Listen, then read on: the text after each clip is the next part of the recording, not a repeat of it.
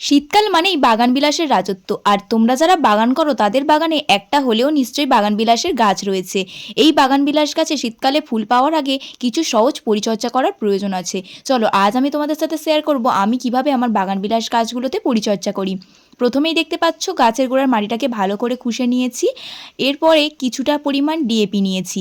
দেখতেই পাচ্ছ পরিমাণটা কতটুকুনি রয়েছে। আমি আমার টবের পরিমাণ মতো নিয়েছি, তোমরা তোমাদের টবের সাইজ অনুযায়ী পরিমাণটা বুঝে নিও। টবের চারধারে ভালো করে মাটিতে ডিএপিটাকে ছড়িয়ে দিয়ে আবারও পুনরায় মাটি দিয়ে ভালো করে চাপা দিয়ে দিলাম। আর তোমরা যারা আমার চ্যানেলের ভিডিও প্রথমবার দেখছো অবশ্যই কিন্তু চ্যানেলটাকে সাবস্ক্রাইব করে নিও। আর আমার আগের ভিডিওগুলোতে নাম নেওয়ার জন্য কমেন্ট করেছিল সানজিয়া, লিজা, মারি, সূর্য, তোমাদের সকলকে হাই।